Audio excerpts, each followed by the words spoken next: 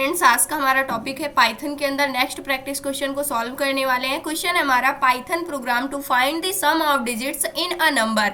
हमें क्या करना है, अभी तक इससे पहले हमने देखा था कि टोटल कितने डिजिट्स हैं उसको हम किस प्रकार से काउंट कर सकते हैं, लेकिन अब हमें क्या करना है, हमारे पास कोई नंबर दिया गया है और उसमें जितने भी डिजिट्स हैं उनका सम कैलकुलेट करना है। सम कैलकुलेट करने का क्या मतलब है, मान लेते हैं 124 यहाँ पर हमारे पास क्या है, ये नंबर है। यहाँ पर अगर आप देखते हैं तो इसका सम क्या होगा, यानी कि इसके अंदर जितने भी डिजिट्स हैं उसका सम कैलकुलेट करना। तो सबसे पहले 1 प्लस यहाँ पर 2 प्लस 4, इन सभी को अगर हम आपस में ऐड करते हैं तो यहाँ पर क्या आ जाएगा, 7 आ जाएगा। यानी इसका सम कैलकुलेट होकर के क्या आएगा, यहाँ पर जितने भी डिजिट्स हैं 2 को 1 में ऐड करेंगे तो 3 हो जाएगा और 3 को 4 से ऐड करेंगे तो क्या आ जाएगा, 7 आ जाएगा। तो इसको हम पाइथन की हेल्प से किस प्रकार से कैलकुलेट कर सकते हैं, और इसको हम ड्राई रन करके भी समझने वाले हैं। जैसे हमने काउंट को ड्राई रन करके समझा था, कितने डिजिट्स हैं उसको काउंट करने के लिए, सेम उसी प्रकार से इसको भी हम समझने वाले हैं, और ये भी काफ़ी ज़्यादा आसान है।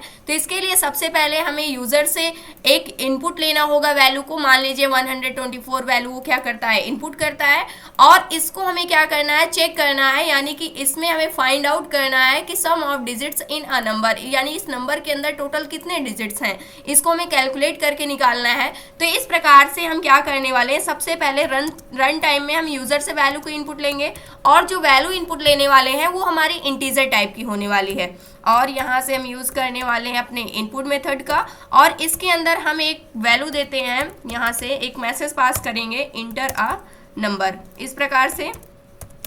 और इसके बाद यूज़र क्या करेगा, नंबर को इनपुट करेगा, जो भी नंबर उसको इनपुट करना होगा।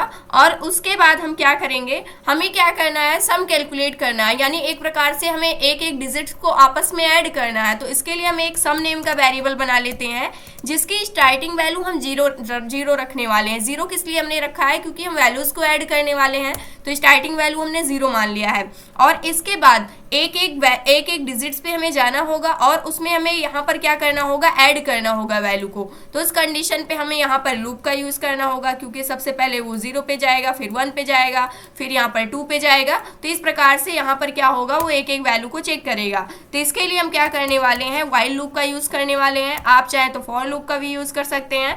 और यहाँ से हम कब तक यहाँ पर चेक करते रहेंगे वैल्यूज़ को, जब तक जो हमारे n की वैल्यू है ये 0 से क्या होती है, बड़ी होती है, तब तक। तो यहाँ पर n ग्रेटर देन जब तक क्या रहेगा, 0 के रहेगा, तब तक हम क्या करेंगे, जो भी हमारे डिजिट्स हैं उसका हम सम कैलकुलेट करते रहेंगे। तो यहाँ पर सबसे पहले सम को कैलकुलेट करने के लिए डिजिट्स का सबसे पहले हमें रिमाइंडर निकालना होगा। तो रेम नेम का हम एक वेरिएबल बनाते हैं, और इसके अंदर हम क्या करने वाले हैं, जो भी हमारा नंबर है उसका हम मॉडुलस निकाल लेंगे, और उसको हम किससे डिवाइड करेंगे, 10 से डिवाइड करके जो भी उसका यहाँ पर रिमाइंडर आएगा, यानी जो भी मॉडुलस निकल कर आएगा, जो भी रिमाइंडर आएगा, उसको हम रेम नेम के वेरिएबल के अंदर स्टोर कर लेंगे। उसके बाद हमें क्या करना है, जैसे ही हमें रिमाइंडर मिलता है उसके बाद हम सम नेम का वेरिएबल बनाते हैं, और इसके अंदर हम क्या कर देंगे, सम प्लस जो भी हमारा रिमाइंडर है, इन दोनों को हम क्या कर देंगे, ऐड कर देंगे। अब अगर आप देखते हैं तो यानी जो भी रिमाइंडर आएगा उसी को हमें ऐड करते हुए जाना है।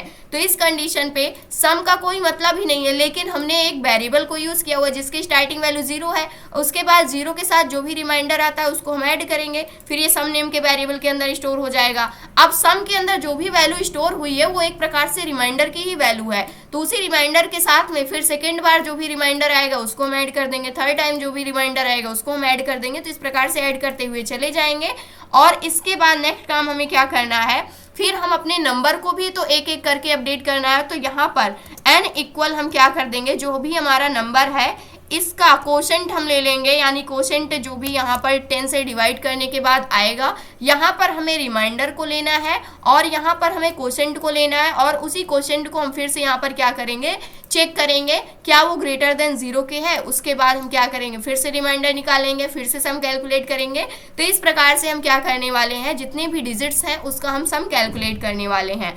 और इसके बाद हम क्या करेंगे, जैसे ही हमारे व्हाइल लूप की कंडीशन फॉल्स होती है उस कंडीशन पे हमें क्या करना है, प्रिंट कर देना है। प्रिंट मेथड का यूज़ करेंगे, और यहाँ से हम एक मैसेज दे देते हैं, डी टोटल यहाँ पर sum of digits, the total sum of digits is, और यहाँ पर जो भी डिजिट्स होगा टोटल उसको हम क्या कर लेंगे, कहाँ पर स्टोर करके हमने रखा हुआ है, कॉमा लगाएंगे, इसको हमने एक सम नेम के वेरिएबल के अंदर स्टोर किया हुआ है। तो सिंपल सा इस वेरिएबल को हम यहाँ पर ले लेते हैं और इसे हम सेव करेंगे, कोड को यहाँ से करते हैं रन, और यहाँ पर हम चेक करने वाले हैं 124 यहाँ पर हमने इनपुट किया। तो इस कंडीशन पे इसके अंदर टोटल सम ऑफ डिजिट्स कितने हो रहे हैं, 7 हो रहे हैं। यहाँ पर अगर इन तीनों डिजिट्स को आप आपस में ऐड करते हैं तो 7 ही आएगा। इसी प्रकार से और भी नंबर्स को हम क्या कर सकते हैं, चेक कर सकते हैं।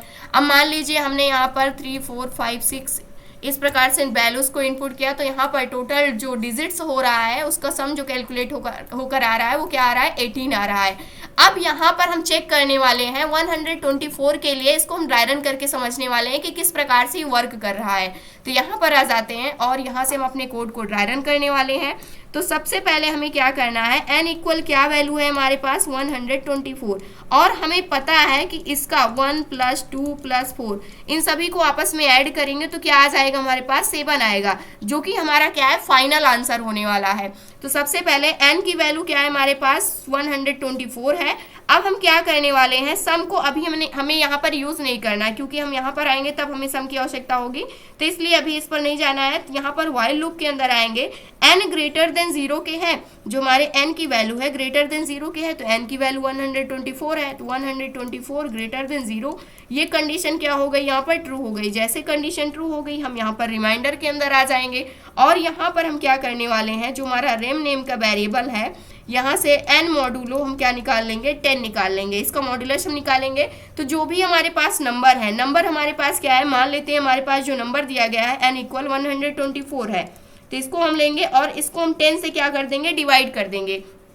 अब यहाँ से 10 से डिवाइड करेंगे तो यहाँ से अगर हम इसको 12 टाइम्स ले जाते हैं तो उस कंडीशन पे यहाँ पर क्या हो जाएगा, यहाँ पर अगर हम यहाँ पर 12 लिखते हैं, 12 की मल्टीप्लाई 10 में करेंगे तो 120 आ जाएगा यहाँ पे। तो इस प्रकार से ये पूरा क्या हो जाएगा, कट हो जाएगा, और यहाँ पर क्या आ जाएगा, 4 आ जाएगा। तो जो हमारा रिमाइंडर आ रहा है वो क्या आ रहा है, 4 आ रहा है, और जो हमारा क्वोशेंट आ रहा है यानी कि ये वाली वैल्यू जो आ रही है वो क्या आ रही है, 12 आ रही है। जब भी हम नंबर को डिवाइड कर रहे हैं तो उस कंडीशन पे उसका जो रिजल्ट आ रहा है ये वाली वैल्यू होने वाली है, और जो रिमाइंडर होगा इसको हम रिमाइंडर बोलते हैं, और ये हमारा क्या होता है, क्वोशेंट होता है, जो कि ये वैल्यू है।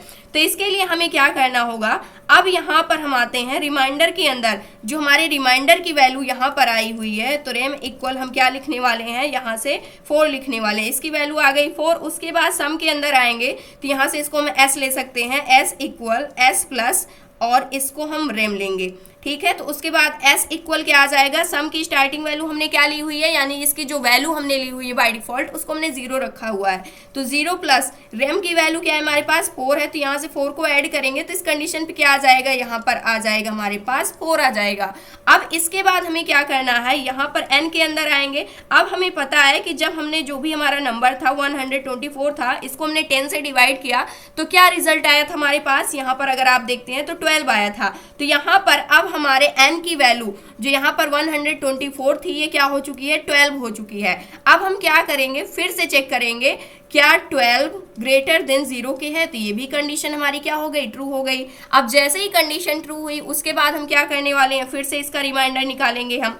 अब किसका रिमाइंडर हमें निकालना है, 12 का निकालना है, तो इसको हम यहाँ से हटा देते हैं, और यहाँ पर हम क्या वैल्यू लेने वाले हैं, 12 लेने वाले हैं। 12 हमने लिया और इसको भी हमें 10 से डिवाइड करना है, 10 से डिवाइड किया, 10 1 जा 10 हो जाएगा यहाँ पर, और यहाँ पर रिमाइंडर क्या आ चुका है, 2 आ चुका है, और यहाँ पर जो हमारा क्वोशेंट आया हुआ है वो क्या आया हुआ है, 1 आया हुआ है, जो कि क्या है हमारे n की वैल्यू है।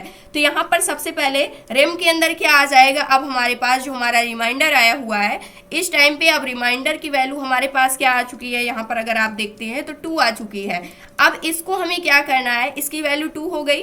उसके बाद यहाँ पर सम के अंदर हमें क्या कर देना है, ऐड कर देना है। फाइनल सम की वैल्यू हमारे पास क्या थी, 4 थी, 4 प्लस हम क्या कर देंगे, जो हमारे पास करंट रिमाइंडर आया हुआ है वो 2 आया हुआ है, तो यहाँ से 2 लिखेंगे, और 4 के साथ 2 को अगर हम ऐड करते हैं तो उस कंडीशन पे हमारे पास क्या हो जाएगा, यहाँ पर अगर आप देखते हैं तो 6 हो जाएगा। तो यहाँ पर क्या आ चुका है, हमारा सम जो कैलकुलेट होकर के आया हुआ है वो 6 आया हुआ है। और जो हमारे n की वैल्यू निकली हुई है, जब हमने n को 10 से डिवाइड किया, यानी कि 12 था हमारा करंट n, तो उसको हमने 10 से डिवाइड किया तो उस कंडीशन पे क्या आया हुआ है, हमारे पास 1 आया हुआ है। जैसे कि आप देख सकते हैं ये हमारा क्या है, n है यहाँ पर। और इसके बाद फिर से हम क्या करने वाले हैं, कंडीशन को चेक करेंगे। अब हमारे n की जो वैल्यू है वो क्या हो चुकी है यहाँ पर 1 ग्रेटर देन 0 की है, तो ये भी कंडीशन हमारी क्या हो गई, ट्रू हो गई। अब जैसे ही कंडीशन ट्रू हुई उसके बाद हम क्या करेंगे, फिर से रिमाइंडर निकालेंगे। अब रिमाइंडर निकालेंगे, मान लीजिए हमने यहाँ पर 10 से क्या कर दिया, 10 से किसको डिवाइड करेंगे, 1 को, यानी जो भी हमारा नंबर है तो इसको हम डिवाइड करेंगे तो ये वैल्यू पॉइंटिंग में जाएगी। तो यहाँ से अगर हम 1 टाइम्स ले जाएंगे, यहाँ पर 0 बढ़ेगा तो ये क्या हो जाएगा, पूरी तरह डिवाइड होगा। लेकिन हमें इसको पॉइंट में ले ही नहीं जाना है, तो उस कंडीशन पे क्या करना होगा, हम इसको पॉइंट में नहीं ले जाएंगे और हमारे पास क्या वैल्यू आएगा यहाँ पर, अगर आप देखते हैं तो जो भी हमारे पास रिमाइंडर आने वाला है वो क्या आएगा, यहाँ पर 1 ही आएगा। तो यही हमारा क्या हो जाएगा, रिमाइंडर हो जाएगा और ये 0 टाइम्स जाएगा, यानी हम इसको डिवाइड ही नहीं कर रहे हैं, एक प्रकार से 0 टाइम्स जा रहा है। तो उस कंडीशन पे क्या वैल्यू हो जाएगी हमारे पास रिमाइंडर की, इस बार 0 हो जाएगी। तो रेम इक्वल क्या हो जाएगा, 0 सॉरी यहाँ पर 1 हो जाएगा। और जो हमारा नंबर होगा, नंबर के इक्वल क्या वैल्यू आ जाएगी हमारे पास, 0 आ जाएगी, यानी n इक्वल अब क्या हो जाएगा, 0 हो जाएगा। तो उस कंडीशन पे हमें क्या करना है, तो यहाँ पर आएंगे, सम के इक्वल वैल्यू क्या थी 6 के साथ में हमें रिमाइंडर क्या मिला हुआ है, 1 मिला हुआ है, 1 को ऐड करेंगे तो क्या हो जाएगा, 7 हो जाएगा।